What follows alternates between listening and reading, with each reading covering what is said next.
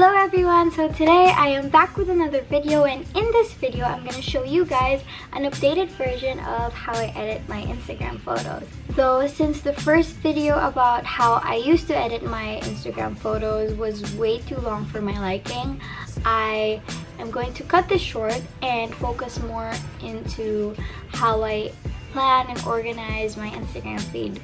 So I hope you guys like it. So I am now on my laptop, and the first app we're gonna go into is of course Lightroom.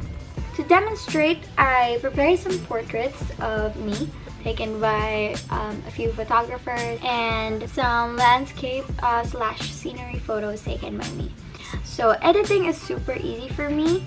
I click here and I'm done, thanks to my wonderful preset. As of now, I only use one preset for my photos, and I've decided to call it Bubbly because it just radiates those positive, summery, perky vibes, you know? After using the preset, I alter settings like exposure, the transform settings, noise reduction, and maybe the crop settings if I'm not happy with how it's cropped out, and a bunch of other things, but those are the main things that I alter like all the time.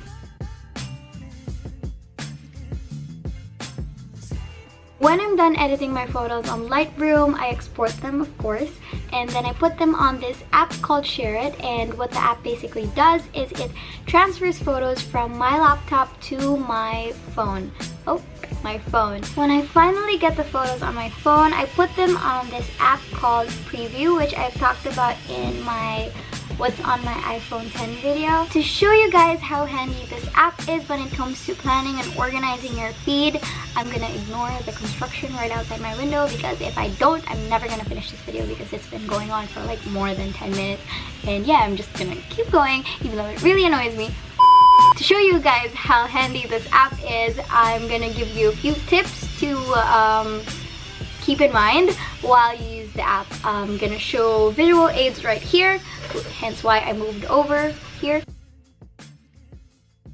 My number one feed organization tip would be to use a pattern. It's the best way to keep things organized and clean, and yeah, organized, and everything will fit into place once you use a pattern. So the first pattern I suggest would be either rows filled with landscape, and then rows filled with portraits, and then, you know, so on and so on. And next, you could also do columns, so like portrait, portrait, portrait, landscape, landscape, landscape, and portrait, portrait, portrait. But what I do is this pattern where it's landscape, portrait, landscape, portrait, landscape, portrait, landscape, portrait, landscape. I've learned that this keeps things less messy, because back then my Instagram used to be either full of scenery photos, you know, flat lays and stuff, and photos of random things, and sometimes it would be photos of just my face, which is super nakakaumay.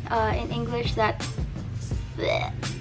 I don't know. Anyways, so that's what I do personally. I've learned that through studying Ida Anduyan's Instagram, and that's what she does, and I've always thought like I wanted my Instagram to look similar to hers, so that's one thing I've learned from observing someone with a good Instagram feed. Next step is for those minimalists out there. So if you're somewhat into minimalism like I am, my next step would be to avoid overcrowding. I'll show you what I mean. This is an example of overcrowding in your feed, and this is an example of practicing simplicity and balance in your feed organization. Tip number 3 is that Pinterest is your friend.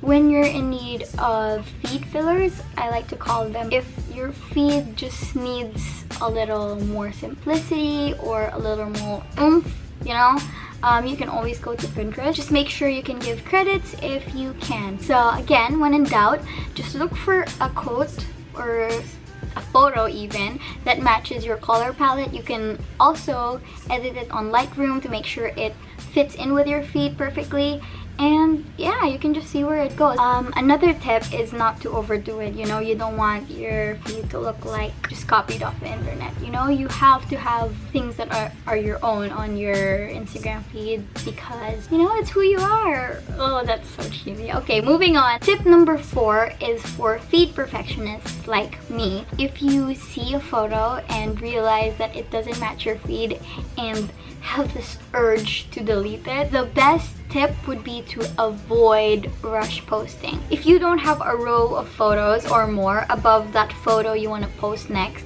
just don't post it, because you will really regret it later, because it may be a good photo, it's just that the feed needs you to delete it to maintain it.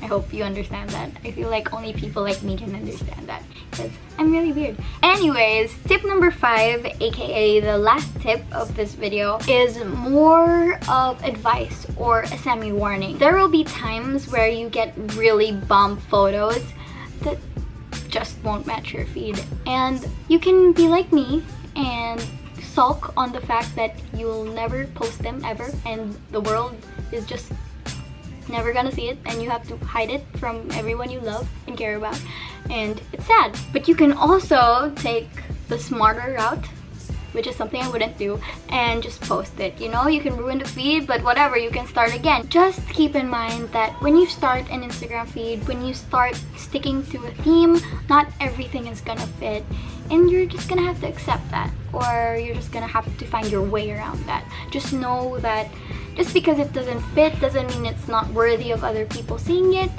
That was really inspirational of me. I think we're talking about Instagram is makes me look like a really shallow person. Anyways, that's all I have for you guys today. I hope you liked that video, and if you did, please leave it in the comments below. Also, leave in the comments what you'd like to see or see more of, and yeah, thanks for watching.